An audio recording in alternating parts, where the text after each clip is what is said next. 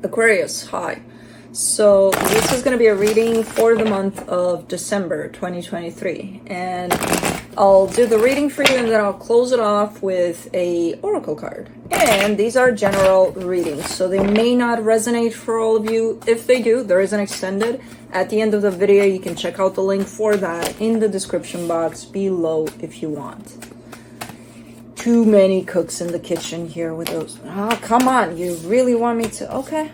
Okay. Whoa. That's deep. It just fell on the table then. All right. The overall energy for the reading, the Five of Cups. That's quite the sadness there with that card. There's stuff going on from the past that's coming back up for some reason, and we'll see what that's about. But starting off the reading, you get the Moon crossed by the Strength card. There's a lot of things you're not seeing right now, and there's a reason for it. Maybe you're not ready, maybe you're not supposed to see those things right now, you know? I have no idea what this is about yet. In your focus here, the Empress. Could this be you? I feel like this is you. I feel like you're focusing a lot on bringing out a little more of that nurturing aspect of yourself, that feminine energy out to the surface a little more. So focusing possibly on opening up your heart, doing things from a very loving perspective, kind of going in that direction here with this one. In the recent past, the Magician, you're trying to manifest something here. In your Strength, the Five of Swords, there's a little bit of, you know, deceptive energy in that one for some reason. This could be you telling yourself things that aren't necessarily true about yourself, about who knows what. In the immediate future, the King of Cups, that's a full-on heart opening kind of an energy. Supporting this reading, the Eight of Wands. There's an exchange of energy here at play. Through this experience, I feel like you're exchanging energy with somebody. Not sure who it is yet, because I don't see them around yet. The energy that surrounds you, and you may not be aware of it, the Seven of Wands. There's a little bit of rejection on your side over something here. And I would assume it's this process of your heart opening up, because, you know, I don't think I've ever seen anybody that says, okay, I'm going to work on opening up my heart. And then they're like, oh, never. There's a lot of crap in the way, you know, in this process. So, okay. In your hopes and fears, the Ten of Wands, a little bit of heaviness here by the looks of it.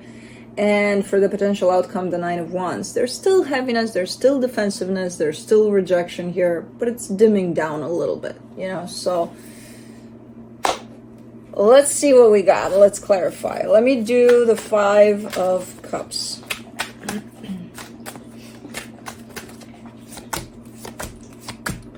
The Five of Wands, the Lovers, the Page of Swords. There they are, whoever this is. Something happened here. Maybe there was a fight, a disagreement, not being on the same page here with someone. Maybe it's bigger than that. Maybe it's really not being on the same page with someone, where there's a lot of conflict. But I kind of see this as, you know, something happened, yes. It's not looking pretty.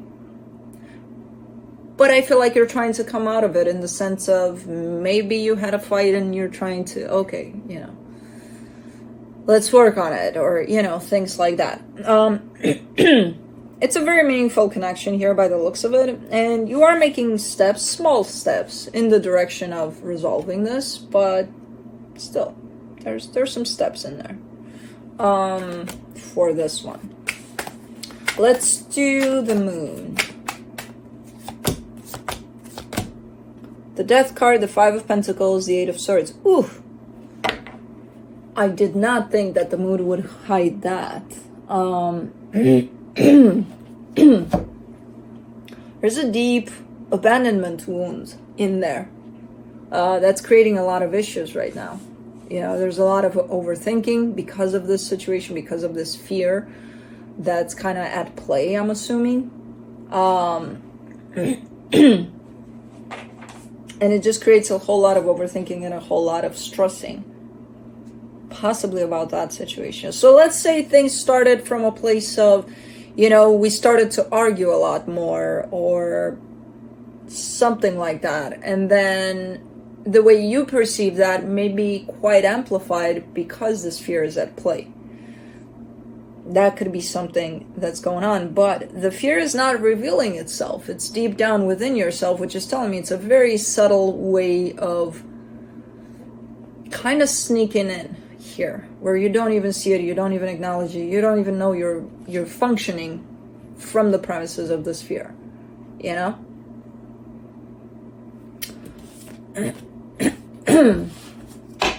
Let's do the Strength card.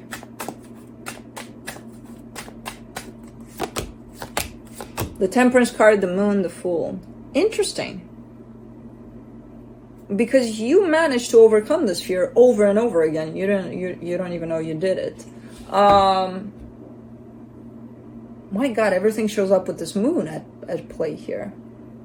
There's definitely something deeply instilled within yourself, this fear, that you know it's there. It's almost like playing hide and seek with your own fear. You catch it, and then it's like, oh shit, it got away from me. And then it runs again and hides, and then you're like, okay, let's look for it. And then kind of like that. Because again, the catching part of it is when you overcome it. You've been at this hide and seek game with your own fear for a very long time. Where fear did show up, it started doing its thing. You know, you started acting from that fear, and things kind of got a little, what's going on here? And then you're like, oh, okay.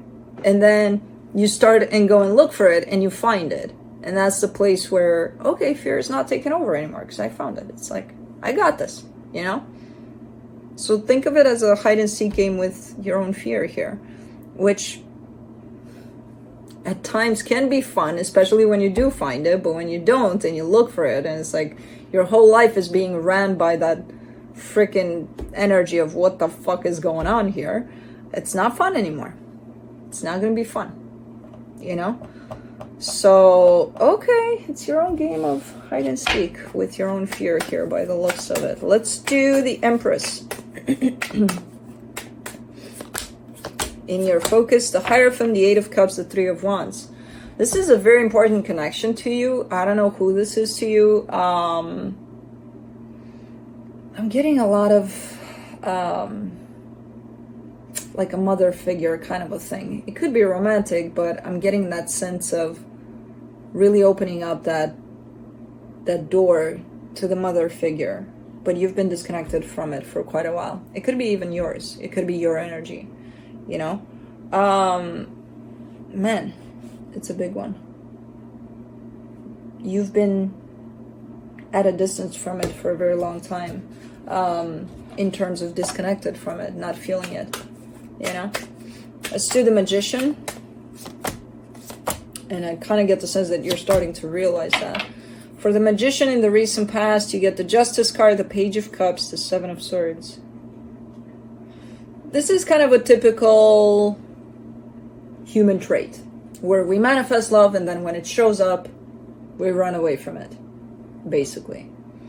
It's shown up a lot along those lines here, where you're asking for something. It's not necessarily love. You're asking for something from the universe. It happens, and then you're like, no, you know. And that happens a lot of times because for some reason we got it fixed in our heads that it has to be in this manner, and the universe usually doesn't go along with, oh, you want it this way? Oh, okay, I'll serve you. I'll serve it to you in this way. It usually kind of has its own ways of, what are you doing? Blue is trying to get up, but when he does it that way, where he's climbing one leg at a time, I can see his little fat ass being like a little bear. And it's so freaking funny. It's his first snow, so he's quite like looking everywhere at how everything turns white. Anyways, so yeah, it's I mean, what you're manifesting here has to do with balance and love for sure. And when it does show up, because it doesn't show up exactly how you probably thought or made an idea about it, you have the tendency to be like, oh no, That's not, no, that's not what I asked for. Let's do the Five of Swords in your strength, the Hermit, the Seven of Cups, the Seven of Pentacles. You might be engaging in multiple things at once. When it comes to your own healing, when it comes to, you know, growing, learning new things, new experiences, exposing yourself to new things, especially when it comes to healing. I see you looking at 10 possibilities and going for all 10 at once. That's a little deceptive because it's like, yeah, you can do all those 10 things at once if you want. How are you going to integrate that? How are you going to take that all in? You know, there's a little bit of ego at play. There's a little bit of, I want to do that, and I want to be that, and I want to do that, and I want to grow like that, and I want to... So it becomes something a little other than healing. It becomes something ego-driven. I want to do it all at once. I want to be that master guru of everything because I want to heal. Like, I get it, incorporating all sorts of things. Usually how it would show up in a healthy way would be, okay, look, I want to do this for myself. I want to learn this. And it's something that I feel like would benefit others. So let me put it into some sort of practice. And then, oh, there's something else that feels resonating with me. Let me add that too. But it's like one at a time. You're showing me a sense of, okay, I see 100 things at once. We jump to 100. Oh, we'll keep it at 10. I see 10 things at once. Okay, I want to do everything at once. What are you learning? What are you healing through all of those 10 things? You know, because at some point it becomes something else. It's not about healing anymore necessarily. So that's the deceptive part of that. It's okay to do all 10 things. Just give it time to integrate. Just give it time for you to heal, to integrate, to acknowledge that, okay, that's good for me. Because I do see that tendency a lot, especially lately, where people jump from one thing to another. It's like, okay, why? Like, what did you heal? What did you learn from all of that? Because I don't see the integration period at all. I just see, you know, I got it all under my belt. Great. Perfect. How are you as a person, you know? What did you learn from it? Like, for you. For the King of Cups in the immediate future, you get the Devil, the Five of Cups, the Nine of Cups. There's a distorted sense of love here. There's a... And especially tied up to you, you're almost showing up as recognizing that when you do open up your heart, do you actually do it? Or, how do I put this?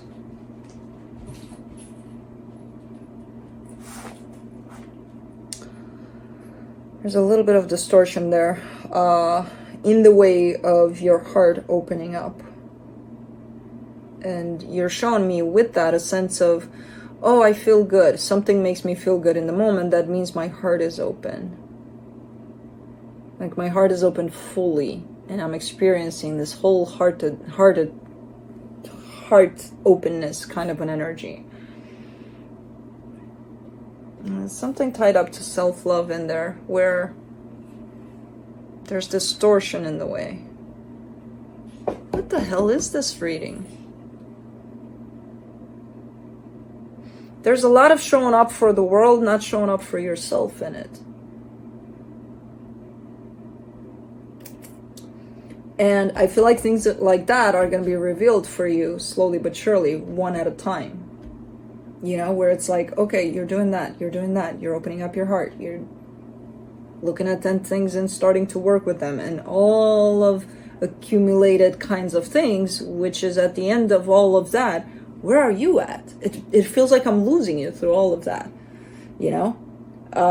Where does that all apply to you? Because it almost feels like you're doing it for outside of you.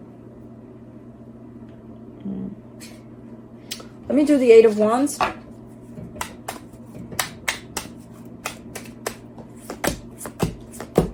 In the supportive energies, the World card, the Ace of Cups, the Six of Wands. Okay. Oh, interesting. Interesting. Because what I just said about all that, that cycle is coming to a close. So your integration period might be coming in terms of, okay, you did 100 things there, 100 things there, and you opened up your heart, you did all that for everybody else. Because it seems like there's this need to put that energy out there, and it's like, where's yours? Where's yours? Because that's where it starts. And it starts now. Very nice. You did it in a very different way than how it's usually done. You start with you first, and then you give it out there. No, you give it all. And it's like, okay, now it's time to integrate. That's a first. I don't think I've seen that, but it's okay. It's coming back. The energy is coming back to you. All right. I was like, what the hell is going on here? I've lost you for a split second there. And then it's like, oh, there you are. For the 7 of Wands, you get the Page of Wands, the Queen of Cups, the King of Swords.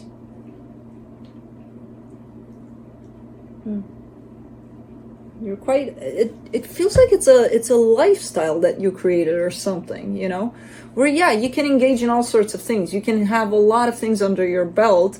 Not even for you. It feels like overall the energy is not even what you're doing here. The energy is how much are you giving outside of yourself, you know, and for how long have you been doing that in terms of here, mother, father, sister, friends, everybody, take.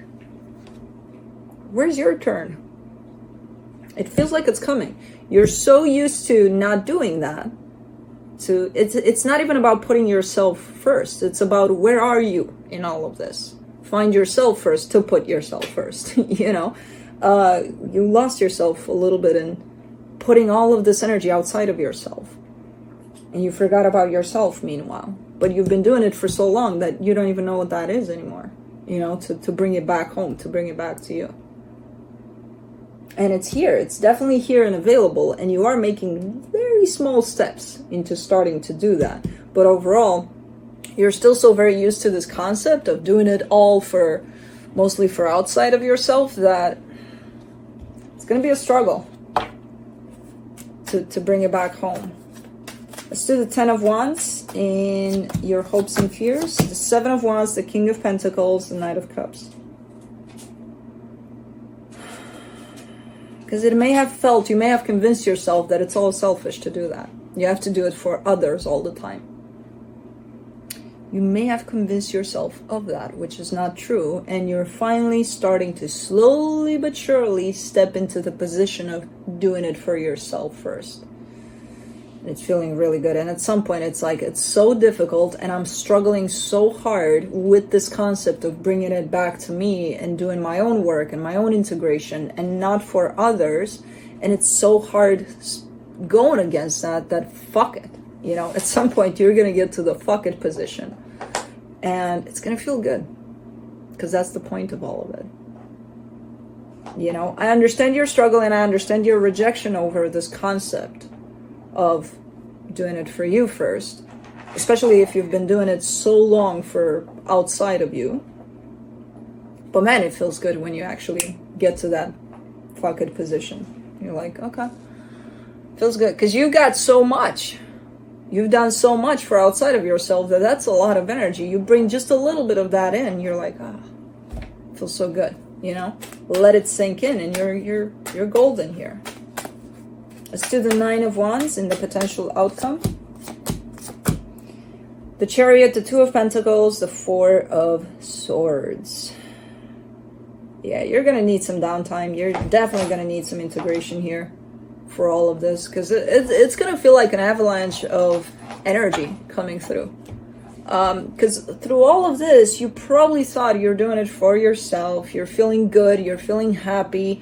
So you got to give to yourself too, if that's the case, right? You're feeling all of these emotions, then I'm included in giving this energy. It's not only towards outside, but it was only for outside by the looks of it. You know, where you engage in this, you do the work you do, the this you do, the that you do. You do it all for others. And now it's time to bring it back to you. But you're going to need some time to let all of that settle when you bring it back, you know, to integrate. You're going to have a little bit of hard time with all of that. But I see you doing it, ultimately, you know. Yeah, you're going to have a little bit of, I don't want to, I'm not used to it. It's uncomfortable. I'm selfish. But it needs to happen. Let's see what the universe has to close off. The Knight of Swords, the Nine of Cups, the Ace of Swords. Keep on. There's that drive of, I feel good. It makes me feel good to give outside of myself, to always do this for others, for others, for others. And again, it's not even about the concept of putting yourself first. That's after. It's about the concept of where are you at in this? Keep giving outside of yourself. What about you? You know? This is going to be interesting. It's going to be very difficult, though. So, just so you know. Let's do the Imperial Dragon Oracle for you. You get fertility. Interesting, especially with the Empress showing up like crazy there. That's what the disconnection was. Number 3. Number 3, traditional name, the Empress, energy, the abundance of Mother Nature. Keyword meaning, fruitfulness. Alright. Bountiful Earth Mother springs forth from even the most barren of ground, and with time will turn it back to rich, fertile land. She is filled with hope, love, and joy, and uses these energies to bring new opportunities through the union of opposite and sometimes contradictory forces. She brings abundance in all its forms, from simply having food on your table every day to processing the resources to bring your dreams into reality. Meaning, this is a time pregnant with possibilities, when great things can be accomplished. Follow your natural instinct. Look to Mother Nature for inspiration, and you will know when to sow and when to harvest. This faith applies not only to external ventures, but to inner spiritual work also. You can make progress on your path if you align yourself to the energies of the land you live upon. Nice. I see that Empress energy in your focus, kind of calling you out towards connecting back to source, which is, well, first you and then Mother Earth. That nurturing aspect of yourself is calling out to you. Not surprising with what I see in this reading, because you need nurturing. So that's what I have for you. Hope this helped, and I'll see you next time.